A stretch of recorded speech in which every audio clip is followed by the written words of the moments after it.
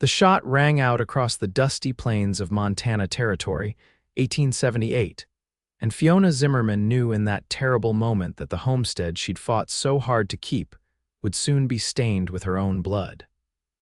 The three men who had come to drive her off her land stood over her now, their faces twisted with cruel satisfaction as she clutched her broken hands to her chest, tears streaming down her dirt-smudged face.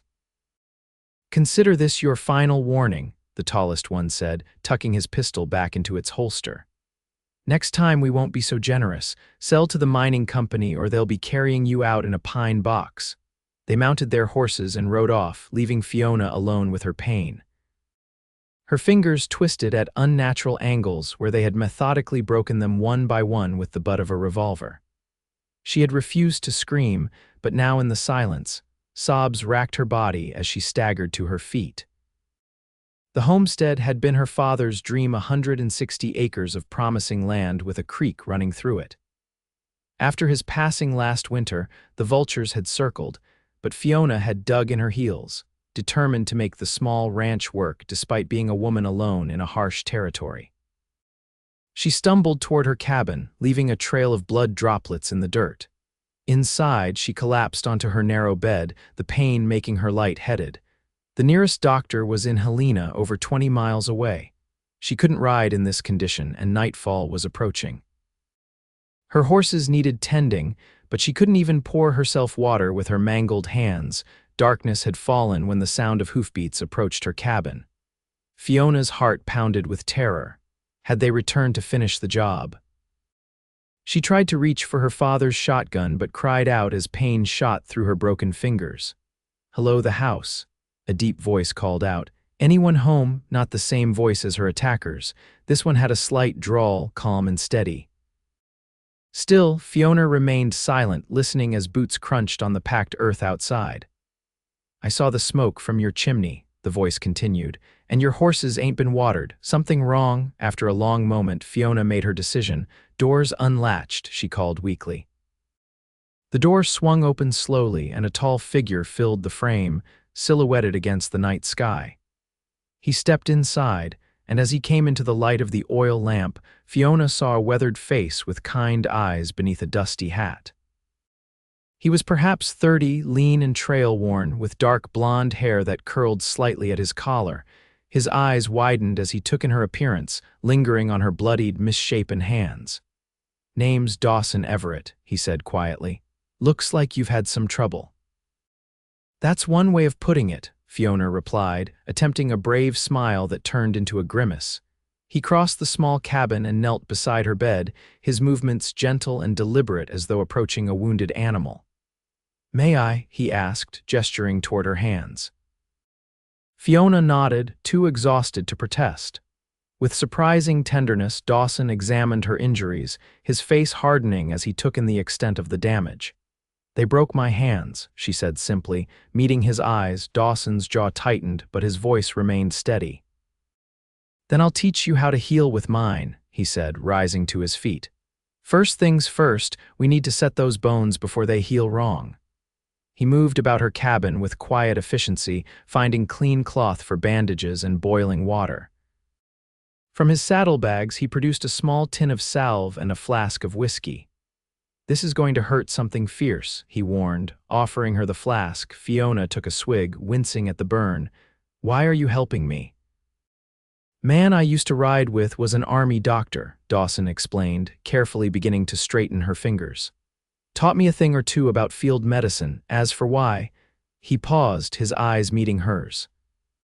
"Let's just say I know what it's like to stand alone against men who think might makes right." The process was excruciating, and Fiona bit her lip until it bled rather than cry out. Dawson worked methodically, setting each bone before wrapping her hands in splints fashioned from kindling. By the time he finished, dawn was breaking over the eastern mountains. "You're strong as hickory," Dawson said admiringly, wiping sweat from his brow. "Most men would have passed out halfway through that." "Not much choice," Fiona replied, her voice hoarse from the night's ordeal. "Passing out doesn't get the work done."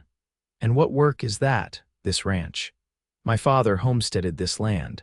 Silver Basin Mining Company wants it says there's a vein running right under my creek. They've been trying to force me out since Pa died. Dawson nodded, understanding dawning in his eyes, and they figured a woman alone wouldn't have the spine to stand against them. They figured wrong, Fiona said fiercely, even as exhaustion threatened to claim her. Get some rest, Dawson said, standing. I'll tend to your horses and livestock. We can talk more when you wake. Why should I trust you? Fiona asked, fighting to keep her eyes open. Dawson removed his hat, revealing a jagged scar that ran from his temple into his hairline. Because I've been where you are. The mining companies don't play fair, and I've got my own reasons for seeing them fail. He replaced his hat and headed for the door. Sleep, your animals will be fine. When Fiona awoke, the sun was high in the sky. For a moment, she was confused by the bandages on her hands, then the memories came flooding back along with the pain. She struggled to sit up just as the cabin door opened. Dawson entered carrying a steaming mug. Broth, he explained, setting it on the table beside her bed. Can you manage, or would you like some help? Pride warred with practicality in Fiona's mind. I think I'll need help, she admitted reluctantly. Over the next few days, a routine emerged. Dawson tended the livestock and made repairs around the homestead, while Fiona struggled with the frustration of her injuries. He helped her eat, rebandaged her hands daily, and taught her exercises to keep her fingers from stiffening as they healed. You didn't just happen by my place, did you? Fiona asked one evening as they sat on her small porch watching the sunset. There's no trail that passes this way. Dawson was silent for a long moment. No, he finally admitted. I've been tracking the Silver Basin operation for months. They've driven out 3 other homesteaders that I know of. One was found dead, made to look like an accident. Why do you care? Fiona asked bluntly. My brother had a claim near, but Silver Basin wanted it. When he refused to sell, there was a cave-in, only his body was never recovered. Dawson's voice hardened. The marshal was in their pocket. No investigation. I'm sorry, Fiona said softly. It was 5 years ago. I've been gathering evidence since then, trying to build a case against them, but they're careful and they have powerful friends. He turned to look at her. What they did to you, that's the first real mistake they've made. Visible proof of their methods. So I'm just evidence to you? Fiona felt a strange disappointment at the thought. You were, Dawson admitted. But now... He trailed off, his eyes holding hers for a moment longer than necessary. The following morning, Dawson began teaching Fiona how to use her bandaged hands for simple tasks. The key is to adapt, he explained, showing her how to grip a spoon by wedging it between her palms rather than trying to hold it with her fingers. Your hands will heal, but in the meantime, you need to learn new ways of doing things. Is that what you did? After your brother, Fiona asked, successfully lifting a spoonful of oatmeal to her mouth. In a manner of speaking, Dawson said with a small smile, I was a different man back then. Angry, reckless, had to adapt to become patient, methodical. As the days stretched into weeks, Fiona's hands slowly began to heal, and she found herself watching Dawson when he wasn't looking.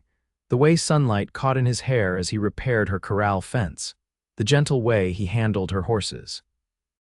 The quiet strength in his movements. One evening, as a spring rain drummed on the cabin roof, Fiona sat at the table while Dawson unwrapped her bandages to check her progress. The swelling's gone down, he remarked, carefully examining each finger. You're healing well. Thanks to you, Fiona said. I don't know what would have happened if you hadn't come along. Dawson's hands stilled around hers. You'd have found a way. You're not the type to give up. Maybe not, but I'm glad I didn't have to find out. She hesitated. Dawson, you've been here nearly a month. Don't you have somewhere to be? He looked up, his eyes meeting hers. Are you asking me to leave? No, Fiona answered quickly. I don't want to keep you from your life. This is the first time in 5 years I've felt like I was doing something worthwhile, Dawson admitted. Building instead of just seeking justice. He gently rewrapped her hands. But you're right, Silver Basin won't stop. They'll send men again, and next time they might not bother with warnings. What can we do? I've been thinking about that. The territorial governor is visiting Helena next week for the Founding Day celebrations. If we could get your testimony before him, along with the evidence I've gathered from other homesteaders. You think he'd listen? It's worth trying, Dawson said. The mining companies have influence, but even they can't ignore direct orders from the territorial government. Then we'll go to Helena, Fiona decided. Together, the journey to Helena was slow. Fiona could ride, but her hands still ached when she gripped the reins for too long, so they took frequent breaks. During these rests, Dawson began teaching her to defend herself one-handed. If someone comes at you, use their momentum against them, he demonstrated, showing her how to sidestep and redirect an attacker's force. Even with injured hands, you can protect yourself. They camped under the stars on their second night, too far from any settlement to reach shelter before dark. As they sat beside the campfire, Fiona found herself studying Dawson's profile. "Where did you learn to fight like that?" she asked. "Here and there," he replied vaguely. "Spent some time with the Rangers in Texas after the war, learned a lot from them. And before the war," a faint smile touched his lips. "Believe it or not, I was studying to be a schoolteacher." "A schoolteacher?" Fiona couldn't hide her surprise. "Is that so hard to imagine?" Dawson chuckled. "A bit," she admitted. "You seem more capable than most schoolteachers I've known." "The war changed a lot of plans," Dawson said, his voice growing serious. "Afterward, I couldn't see myself teaching children about a world that made no sense to me anymore." Fiona nodded, understanding in her eyes. "My father was the same way, came west to find something he'd lost in the war." "And did he find it?" "I think he did," Fiona said softly. "This land gave him peace. That's why I can't let it go." Dawson reached across the space between them and gently took her bandaged hand. "We'll make them listen in Helena, I promise." Helena was bustling with activity when they arrived. Flags and bunting decorated the main street in preparation for the governor's arrival the following day. Dawson secured rooms at a modest boarding house and went to send telegrams to the other homesteaders who had agreed to testify against Silver Basin. Fiona took the opportunity to visit a proper doctor who examined her hands with professional interest. "Whoever set these bones did a fine job," the doctor remarked. "The alignment is good. You'll likely regain most of your dexterity, though the joints may trouble you in cold weather." "When can I remove the splints?" Fiona asked. "I'd keep them on for another 2 weeks at least," the doctor advised. "But you can start exercising the fingers more vigorously now. Work them as much as the pain allows." When Fiona returned to the boarding house, she found Dawson waiting with a worried expression. "2 of our witnesses aren't coming," he said without preamble. "One was bought off with a generous offer for his land. The other received a midnight visit that left him with a broken leg." "They know we're here," Fiona realized. "How? Silver Basin has eyes everywhere," Dawson replied grimly. "But we still have you, me, and Sam Holbrook from over by Rimrock. It might be enough." The next morning, they dressed in their best clothes, Fiona in a simple blue dress she'd purchased the previous day, Dawson in a clean black suit that made him look surprisingly distinguished. They arrived at the territorial offices early, hoping to secure a spot in the governor's busy schedule. The clerk was polite but firm. "The governor's time is extremely limited. He's only here for the celebration and to meet with territorial officials. This concerns corruption that threatens the very fabric of Montana's development," Dawson argued. "Surely that warrants 5 minutes of his time." "You and half the territory have urgent matters," the clerk replied unsympathetically. "Submit your complaint in writing, and it will be considered in due course." They were about to leave when a distinguished-looking man in an expensive suit entered the office. The clerk immediately stood at attention. "Mr. Blackwood, sir, how may I assist you?" "Just checking on the governor's arrival time for this evening's reception," the man replied smoothly. Fiona felt Dawson stiffen beside her. His hand found her elbow, gripping it tightly. "That's Ethan Blackwood," he whispered urgently. "President of Silver Basin Mining." Blackwood turned at the mention of his name, his sharp eyes taking in Dawson and Fiona.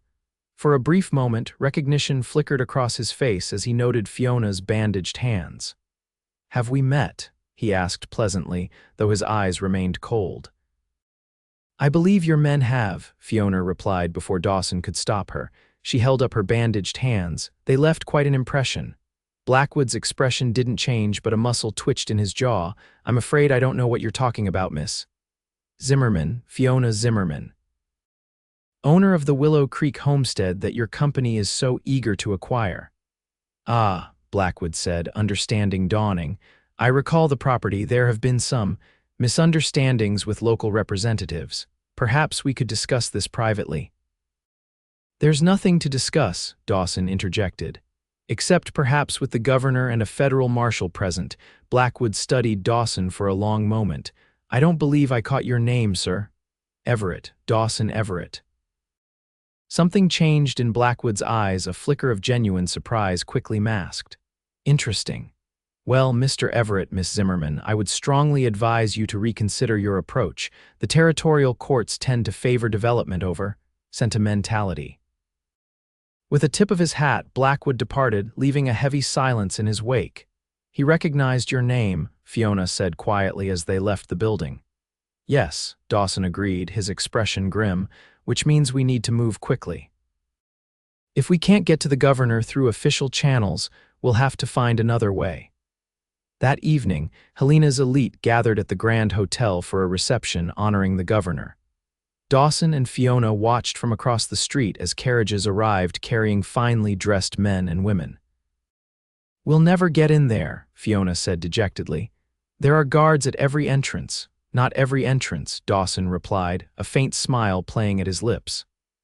I worked at this hotel one winter when I first came to Helena. I know a few things the security men don't. He led her around to the back of the grand building, where deliveries were still arriving for the evening's festivities. With confident nods to the kitchen staff, Dawson guided Fiona through the bustling service areas and up a narrow staircase. The reception is in the main ballroom, he whispered. We'll slip in during the governor's speech when everyone's attention is focused forward. Their timing was perfect. As they entered the crowded ballroom, the governor was just being introduced to enthusiastic applause. They made their way along the perimeter of the room, Dawson scanning the crowd for Blackwood. There, he said, nodding toward a group near the front. Blackwood's with the governor's aide. We need to wait for the right moment. The governor's speech was brief and filled with platitudes about Montana's bright future. As it concluded, the crowd broke into conversation and began to circulate. Dawson took Fiona's arm. Now's our chance.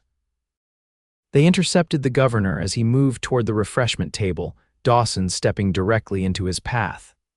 Governor, sir, I apologize for the unorthodox introduction, but we've been denied official channels. My name is Dawson Everett, and this is Miss Fiona Zimmerman. We have evidence of criminal activity by Silver Basin Mining Company. The governor, a portly man with intelligent eyes, looked annoyed but not unsympathetic. Young man, this is hardly the time or place, please, Governor, Fiona interjected, holding up her bandaged hands. These are what happened to those who refuse to sell their land to Silver Basin. I'm not the first, and I won't be the last if nothing is done. Something in her earnest plea caught the governor's attention. He studied her hands, then glanced around the room until his eyes landed on Blackwood, who was watching them with thinly veiled hostility. Very well, the governor said quietly. Meet me at my offices tomorrow at 8, before official hours. I'll give you 15 minutes to present your case. With that, he moved on, seamlessly rejoining the party as if the interaction had never occurred. We did it, Fiona whispered excitedly. Dawson's expression remained troubled. Let's get out of here before Blackwood's men decide to escort us out. They made their way back through the kitchens and into the night air, both filled with nervous energy about the following day's meeting. As they walked back toward their boarding house, Fiona slipped her arm through Dawson's. Thank you, she said simply, for believing in me, for helping me fight. Dawson looked down at her, his expression softening. You'd have fought regardless, I just evened the odds a bit. Is that all? Fiona asked, stopping under a gas lamp that cast a warm glow over them both. Dawson hesitated, then reached up to brush a strand of hair from her face. No, he admitted softly. That's not all. The moment stretched between them, filled with unspoken possibilities. Then a voice called out from the shadows across the street. "Everett, I know that's you." Dawson pushed Fiona behind him as three men emerged from an alley. The leader was a square-jawed man with a star pinned to his vest. "Marshal Davis," Dawson said evenly. "What brings you out this fine evening?" "Got a wire from Butt," the marshal replied, hand resting on his haulspin. "Says you've been making trouble for honest businessmen. Says you might be connected to that mining camp robbery last year." "That's absurd," Fiona protested. "He's been with me for weeks." "And who might you be, Miss?" "Fiona Zimmerman. I own a homestead near." "She has nothing to do with this, Davis," Dawson interrupted. "Whatever business you think you have with me, leave her out of it." The marshal's eyes narrowed. "Seems mighty coincidental, you showing up in Helena the same time as Governor Richards and Ethan Blackwood." "We're here to meet with the governor," Fiona said firmly. "To report crimes committed by Silver Basin Mining." "Is that right?" the marshal chuckled. "Well, I'm afraid Mr. Everett here won't be making that meeting. I'm taking him in for questioning about that robbery." "On whose authority?" Dawson demanded. "Mine." "And the territorial judge who issued this." Davis produced a folded paper from his pocket. "Warrant for your arrest, Everett. Come quietly now." Dawson's muscles tensed, and for a moment Fiona thought he might run or fight. Instead, he turned to her, his eyes intense. "Go to the meeting tomorrow," he said urgently. "Tell the governor everything, and find Sam Holbrook from Rimrock. He'll back your story." "Dawson, I can't." "You can," he insisted. "Remember what I taught you. You're stronger than you know." The marshal and his deputies closed in, taking Dawson by the arms. He didn't resist as they led him away, but his eyes remained locked with Fiona's until they disappeared around a corner. Fiona stood in the street, heart pounding, mind racing. The marshal's arrival immediately after their encounter with Blackwood couldn't be coincidence. Silver Basin was making its move, eliminating witnesses before they could testify. She returned to the boarding house in a daze, but sleep was impossible. By dawn, she had made her decision. She dressed carefully, flexing her healing fingers as much as possible before rewrapping the lighter bandages the doctor had provided. At the territorial offices, she arrived early and found Sam Holbrook already waiting, a weathered rancher with a grim expression. "You must be Fiona," he said, tipping his hat. "Dawson telegraphed me about you, said you had gumption." "He's been arrested," Fiona told him. "On trumped-up charges, I'm sure." Holbrook nodded. "Not surprising. Silver Basin's been one step ahead of us from the beginning." "But they made a mistake with you." He nodded at her hands. "Hard to argue with that kind of evidence." The governor received them in his private office, listening attentively as Fiona recounted the attack on her homestead and Dawson's timely arrival. Holbrook added his own experiences with Silver Basin's intimidation tactics, showing the governor documentation of similar incidents throughout the territory. "And where is Mr. Everett now?" the governor asked. "Arrested last night by Marshal Davis," Fiona explained. "On suspicious charges related to a year-old robbery." The governor's brow furrowed.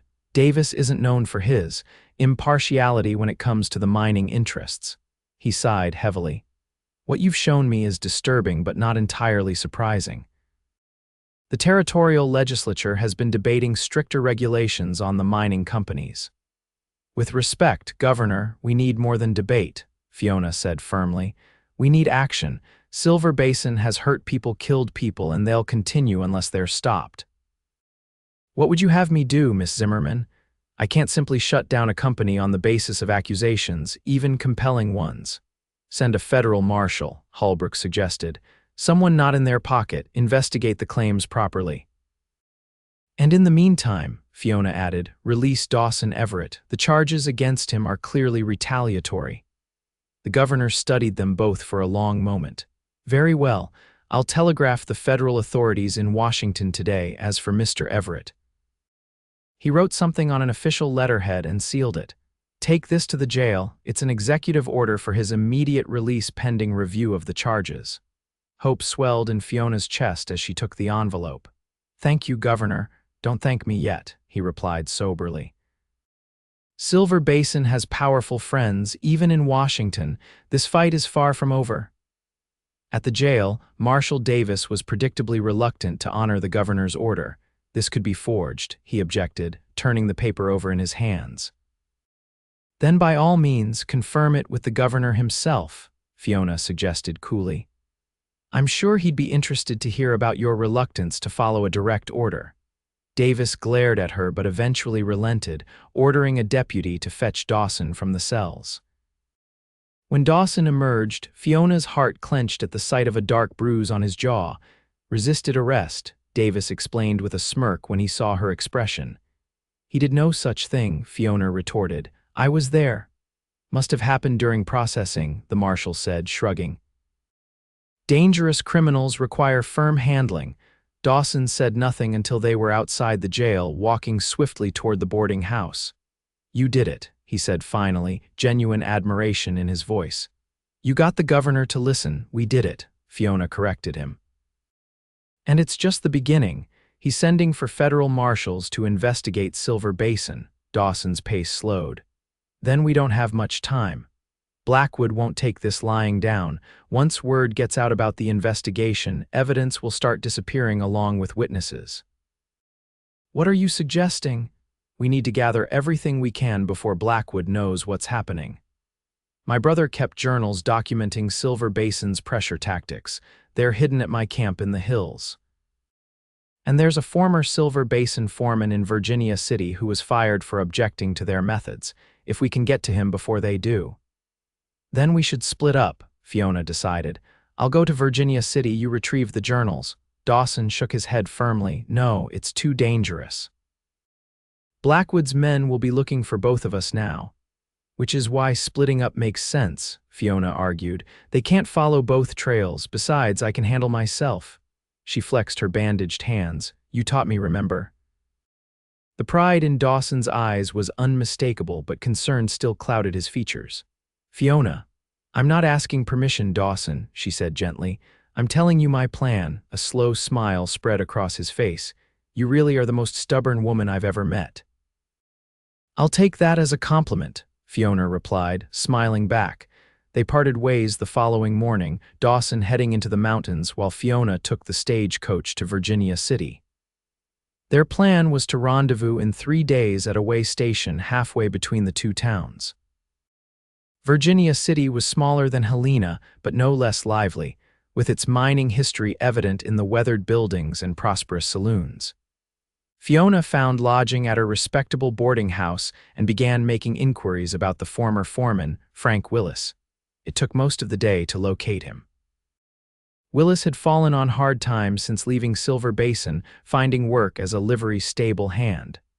When Fiona approached him, he was initially suspicious. I don't talk about Silver Basin, he said gruffly, continuing to muck out a stall, not if you value your health in these parts. I understand your caution, Fiona replied, showing him her bandaged hands. But I've already paid the price for standing against them. The governor has ordered a federal investigation. Your testimony could help ensure they're finally held accountable. Willis paused, leaning on his pitchfork. They did that to you, Fiona nodded, because I wouldn't sell my land. They did worse to others, Willis said quietly. I was there for some of it. Didn't participate, mind you, but I saw. That's why they let me go, said I wasn't company material. Will you testify to what you saw? Willis considered for a long moment. Let me think on it. Meet me at Donovan's saloon tomorrow at noon. I'll have my answer then. Fiona spent the evening in her room, carefully exercising her fingers as the doctor had instructed. The pain was less each day, and she could now grasp small objects with careful concentration. She thought of Dawson, his patient instruction, his gentle hands guiding hers through the exercises, his quiet strength that had somehow become essential to her in such a short time. The next day, Fiona arrived at Donovan's saloon precisely at noon. The establishment was busy but not crowded, with miners and businessmen enjoying midday meals. She scanned the room for Willis but didn't see him. After waiting half an hour, Fiona approached the barkeeper. I'm looking for Frank Willis. We had an appointment. The barkeeper's expression turned guarded. Willis ain't coming. Do you know where I can find him?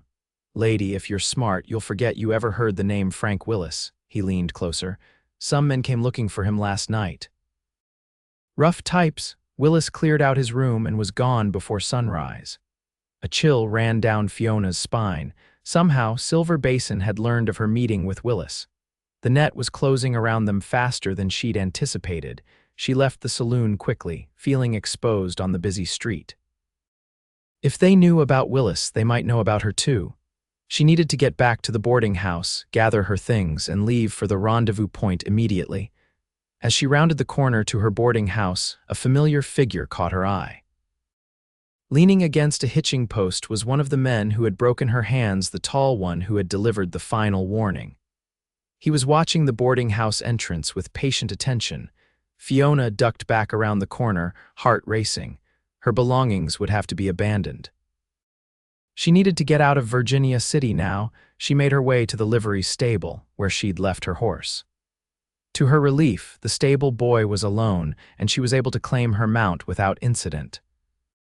As she rode out of town, she took a circuitous route, frequently checking behind her for pursuers. By nightfall, she had covered significant ground but was still a day's ride from the rendezvous point. She made a cold camp off the trail, not daring to light a fire that might attract attention. As she huddled beneath her blanket, the reality of her situation settled over her like a heavy weight. The danger was greater than she had imagined. Silver Basin wasn't simply trying to acquire land through intimidation, they were systematically eliminating anyone who might testify against them. Willis's disappearance proved that, and if they'd found him so quickly. Fiona pushed the thought aside. She needed to reach Dawson, warn him that their enemies were closing in. Together they would figure out what to do next. She reached the way station by mid-afternoon the following day, relieved to find it was a legitimate establishment, a small trading post with a few rooms for travelers. The proprietor, a taciturn older man, confirmed that no one matching Dawson's description had arrived yet. "Expecting company, are you?" he asked, eyeing her bandaged hands curiously. "A friend," Fiona replied vaguely. "He may arrive tomorrow." She took a room and spent a restless night listening for hoofbeats that never came. By midday, there was still no sign of Dawson, and Fiona's worry deepened. The mountains where he'd gone to retrieve his brother's journals were rugged and remote. Any number of things could have delayed him or worse. As evening approached, Fiona sat on the trading post's porch, watching the road with growing anxiety. The proprietor brought her a cup of coffee, settling into a chair beside her. "Your friend's late," he observed.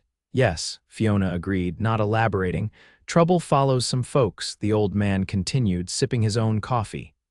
"Can see it in their eyes when they come through, seen it in yours." Fiona turned to look at him. "What makes you say that? 30 years in these mountains, you learn to read people. Those hands of yours tell a story, and the way you keep watching that road tells another." He set his cup down. "Name's Harlan. Folks around here know me as someone who minds his own business and occasionally helps those who need it."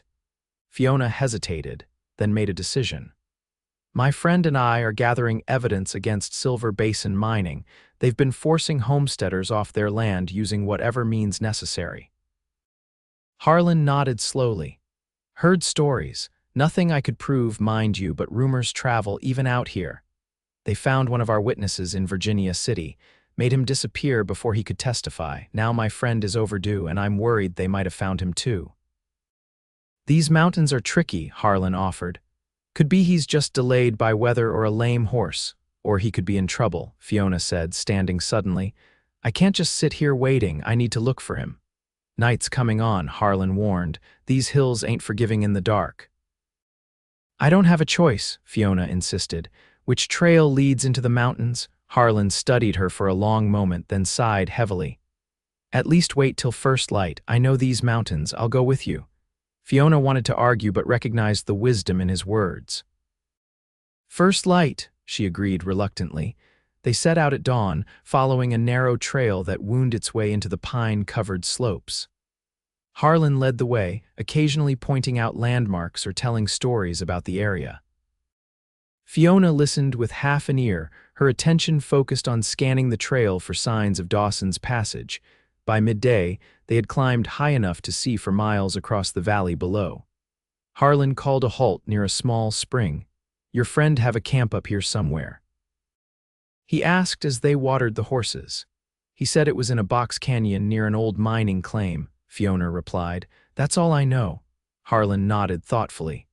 There's an abandoned silver dig about 3 miles north, played out years ago, but there's a canyon nearby that matches that description. They continued, the trail growing steeper and less defined. Fiona's hands ached from gripping the reins, but she ignored the pain, focusing instead on the growing sense of urgency that drove her forward. Late in the afternoon, they reached the abandoned mine, a dark hole in the mountainside, its timber supports weathered and sagging. Nearby, just as Harlan had described, was a narrow canyon entrance. This would be it, Harlan said, dismounting. Want me to go first? No, Fiona replied, sliding from her saddle. I'll go. The canyon was cool and shaded, its high walls blocking the late afternoon sun. A small stream trickled down its center, and near the back, partially hidden by a stand of aspens, was a crude cabin. Fiona approached cautiously, noting the absence of smoke from the chimney or any other signs of habitation. Dawson, she called, her voice echoing slightly against the canyon walls. No response. The cabin door stood slightly ajar. Fiona pushed it open, blinking as her eyes adjusted to the dimness within. The single room was spartanly furnished: a narrow bed, a table with 2 chairs, a small stove. Everything was neat but showed signs of a hasty departure: drawer pulled open, blanket half on the floor. Someone left in a hurry, Harlan observed from the doorway. Fiona searched the cabin carefully, looking for any sign of the journals Dawson had come to retrieve. Under the mattress, she found a folded piece of paper, a map, marked with locations throughout the territory. Each location had a name and date beside it: homesteaders who had been forced out by Silver Basin. Evidence, Fiona breathed, tucking the map into her pocket. But where are the journals, and where's Dawson?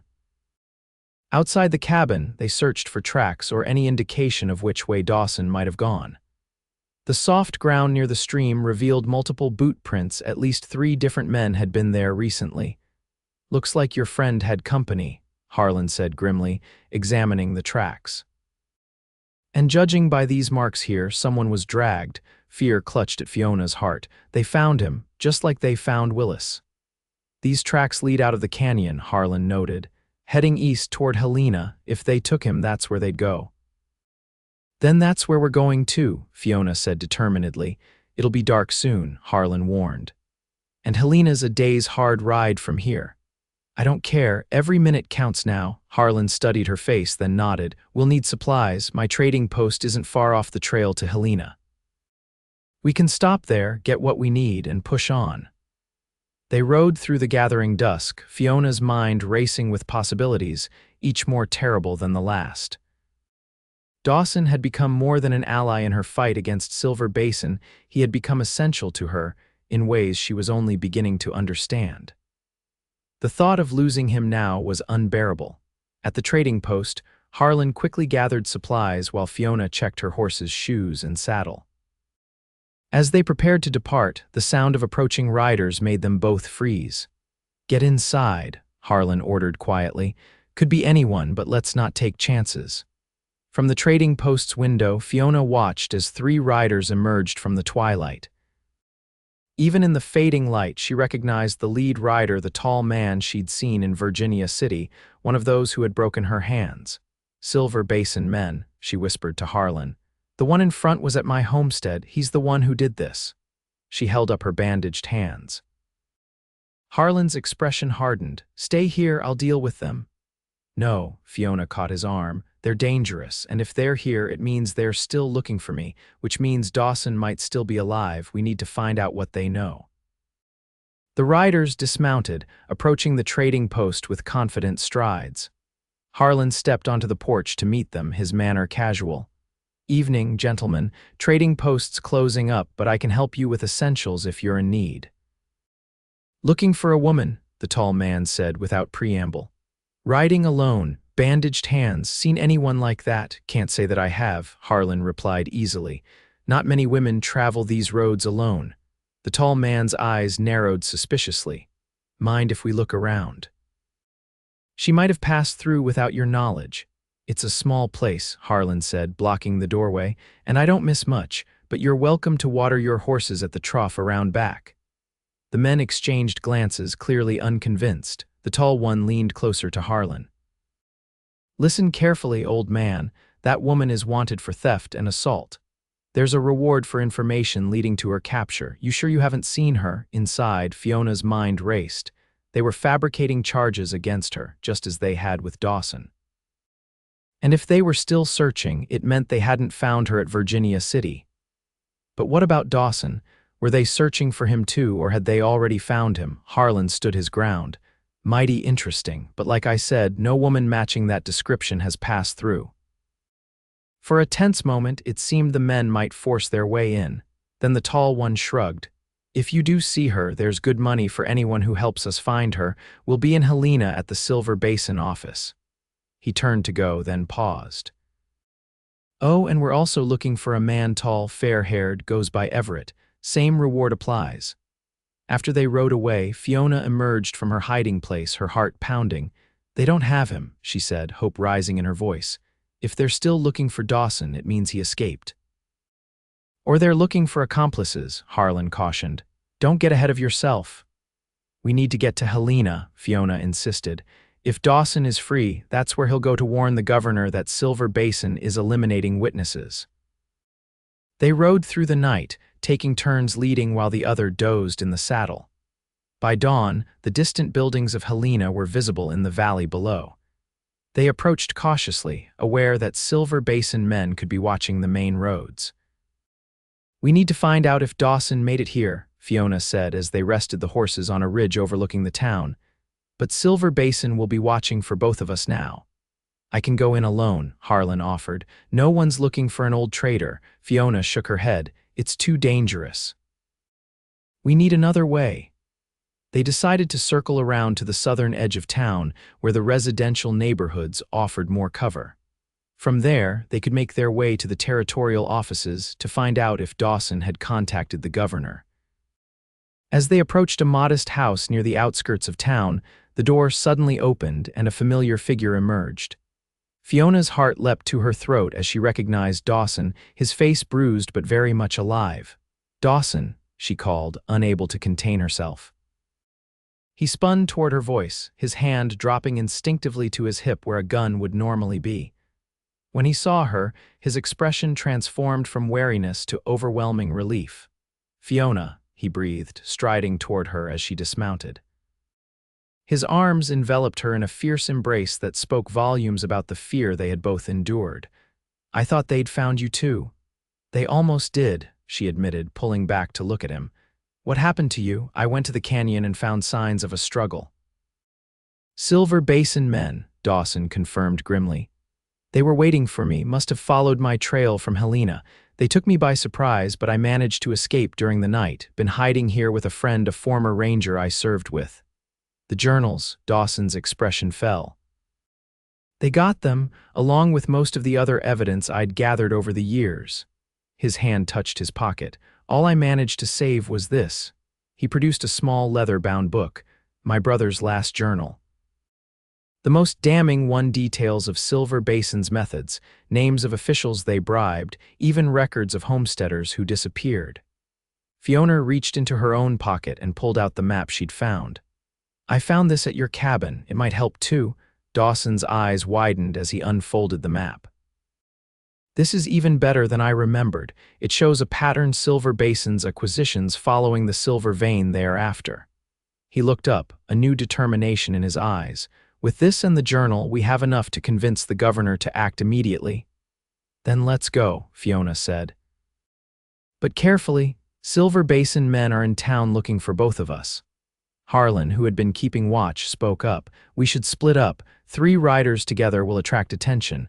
I'll create a distraction on the main street. You two go straight to the governor's offices by the back ways." Dawson nodded. "My friend inside can lend us fresh horses and suitable clothes. If we look like respectable citizens rather than trail-worn travelers, we'll attract less attention."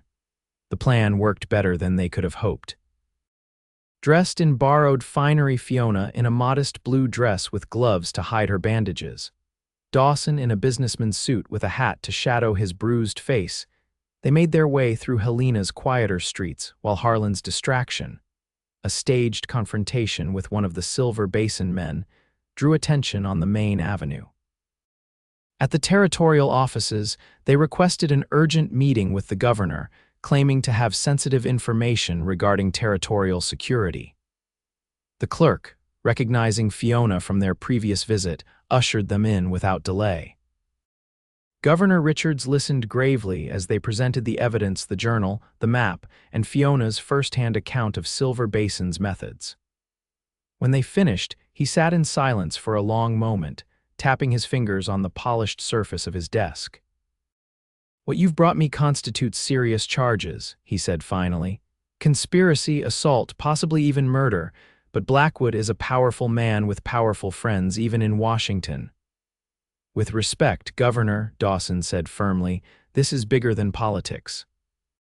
Silver Basin has been operating like a criminal enterprise, not a legitimate business. If the territorial government doesn't act, more people will be hurt or killed." The governor nodded slowly. "You're right, of course." He pulled a cord beside his desk, and moments later an aide appeared. "Telegraph Marshal Thompson in Washington. Tell him I need him here immediately with a full contingent of deputies. And send for Judge Hollister. Tell him I need warrants prepared." Relief flooded through Fiona as she realized the governor was actually going to act. But her relief was short-lived as the governor continued. "This will take time, possibly days. In the meantime, you two are in grave danger. Blackwood knows you have evidence against him, and he'll stop at nothing to eliminate that threat." "We can't just hide and wait," Fiona objected. "Every day gives Silver Basin more time to cover their tracks or flee the territory." "I'm not suggesting you hide," the governor replied with a faint smile. "I'm suggesting you become my official guests at the governor's mansion, where territorial guards provide round-the-clock security. Few would dare attack you there, and it sends a clear message that you have the territory's protection." "A very public stand," Dawson observed thoughtfully. "It might force Blackwood to be cautious until the federal marshals arrive." "Precisely," the governor agreed. "And it gives me time to rally support among other territorial officials who have been suspicious of Silver Basin's methods, but lacked evidence to act." The governor's mansion was grander than any home Fiona had ever visited, a stately two-story structure with wide verandas and tall windows overlooking manicured gardens. Guards were posted at every entrance, and the governor's staff treated them with respectful deference. That evening, as they sat in a comfortable parlor after dinner, Fiona found herself watching Dawson as he stood by the window, his profile outlined against the gathering dusk. The formal clothes suited him, highlighting the quiet dignity that had drawn her to him from the beginning. "You're staring," Dawson remarked softly, turning to face her with a gentle smile. "Just thinking," Fiona replied, "about everything that's happened since you showed up at my cabin that night, how different things might have been if you hadn't come along." "You'd have managed," Dawson said, crossing the room to sit beside her on the sofa. "You're the strongest person I know, Fiona." She held up her bandaged hands, which were healing but still stiff and painful. "These would disagree with you." Dawson took her hands gently in his. "These are proof of your strength, not your weakness. You stood your ground when most would have yielded." "I couldn't let them win," Fiona said simply. "My father believed in that land, believed it could sustain generations of Zimmermans. Giving it up would have dishonored everything he worked for." "And now, after all this is over," Dawson asked, his eyes searching hers, "will you go back to the homestead?" The question held more than casual interest, and Fiona felt her heart quicken. "I don't know," she admitted. "For so long, all I could think about was holding onto the land. I never considered what might come after." "And now," Fiona met his gaze steadily, "now I find myself thinking about possibilities I never imagined before, about people rather than places." Dawson's hand tightened around hers. "Fiona," a sharp knock at the door interrupted whatever he had been about to say. A guard entered, his expression urgent. "Mr. Everett, Miss Zimmerman, the governor requests your presence immediately. There's been a development." In the governor's study, they found Richards pacing behind his desk, his face grave. Beside him stood a tall man in a dusty marshal's coat. "This is Deputy Marshal Collins," the governor introduced. "He's just arrived from Virginia City with troubling news." The deputy nodded grimly. Frank Willis was found dead this morning in an abandoned mine shaft outside town. Initial investigation suggests he was killed before he could flee the area. Fiona felt the blood drain from her face. They silenced him. "Yes, but not before he wrote this," Collins said, producing a sealed envelope. It was found in his room, addressed to the Territorial Marshal's office.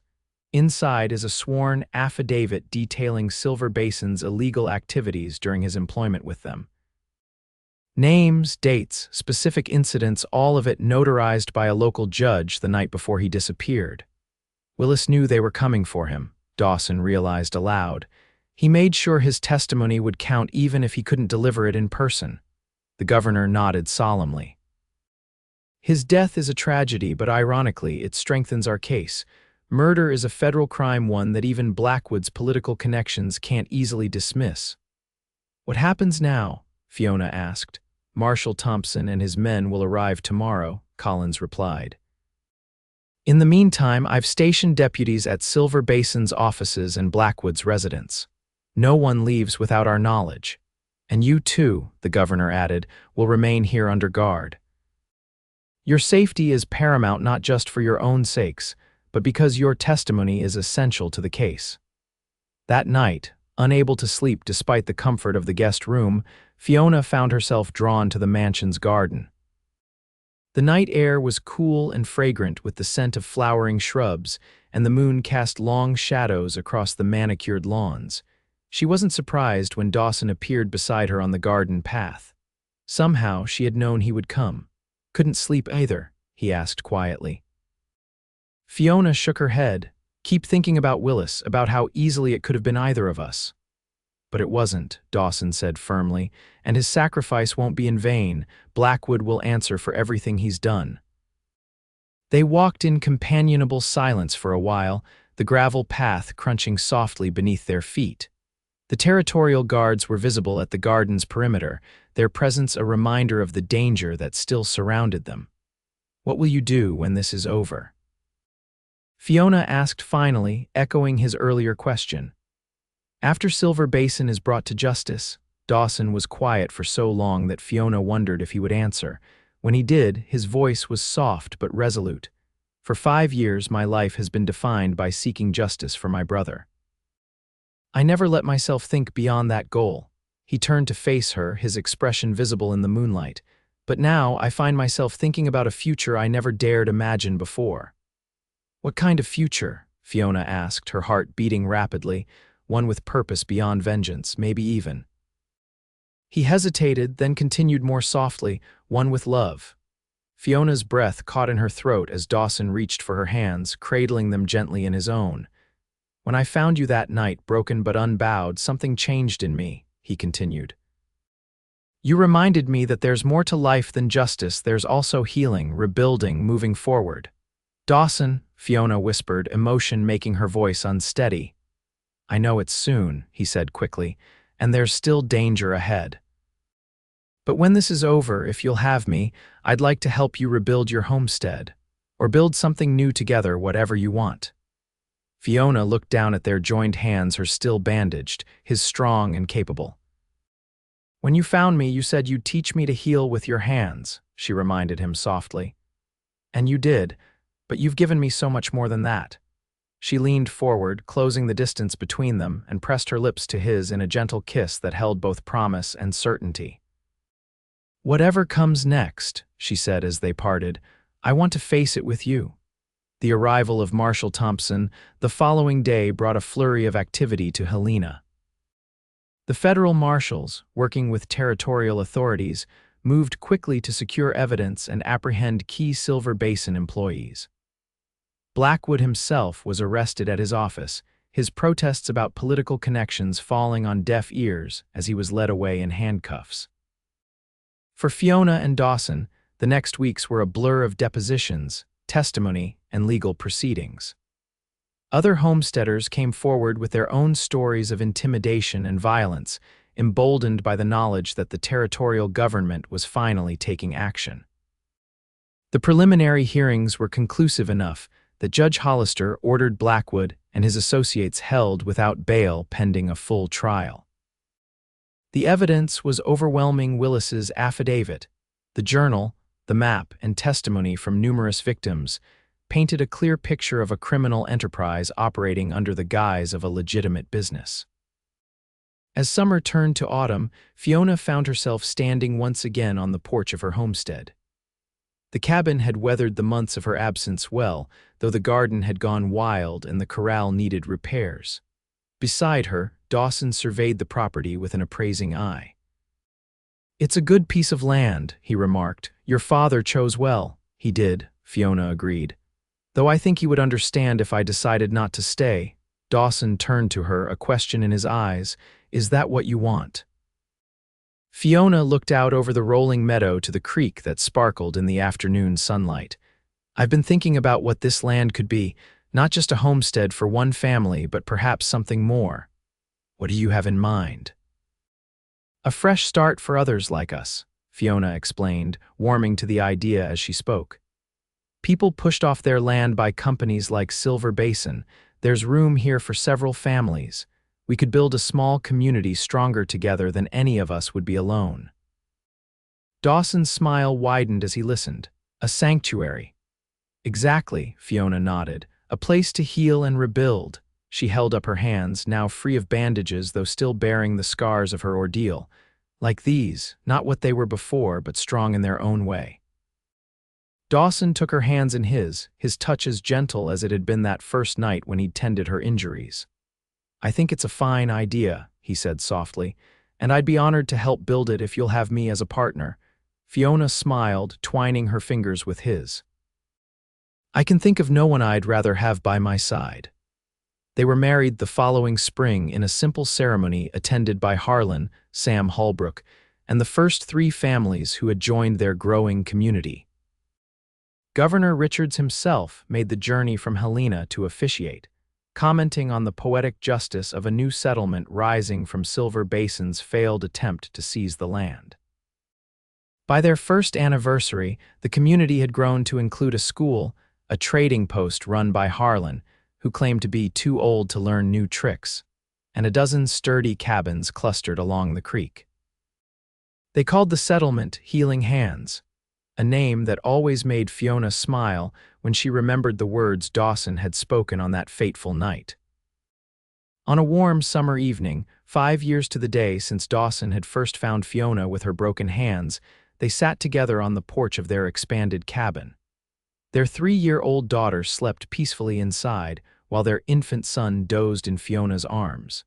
"Did you ever imagine this?" Dawson asked, gesturing toward the thriving community spread before them. "When you were fighting to hold onto this land?" "Never," Fiona admitted, leaning against his shoulder. "I was just trying to survive each day, to honor my father's memory by not giving up." "And now you've created a legacy far greater than a single homestead," Dawson said proudly. "A place where people can heal from their wounds, visible and invisible." Fiona looked down at her hands, the scars faded but still visible, a permanent reminder of how close she had come to losing everything. Then she looked at the strong, gentle hands of her husband, which had taught her to heal when she thought all was lost. "We created it together," she corrected him softly, "just as you promised we would." As the sun set over the peaceful valley, casting long shadows across the land they had fought for and transformed, Dawson drew his wife and sleeping son closer.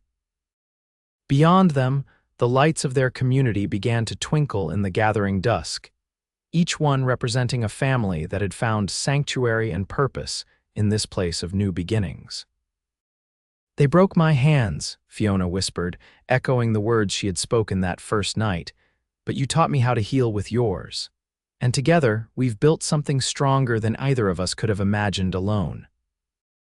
Dawson pressed a kiss to her temple, his voice low and filled with promise. "And we're just getting started." In the years that followed, their community continued to grow and flourish, becoming known throughout the territory as a haven for those seeking a fresh start. The Silver Basin Mining Company was dismantled.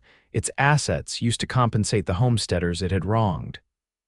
Ethan Blackwood and his associates served their sentences in a federal prison, their power and influence permanently broken. And on a small hilltop overlooking the valley, Fiona and Dawson Everett watched their children grow strong and free, their hands calloused from honest work rather than broken by cruelty, a legacy of healing that would endure for generations to come.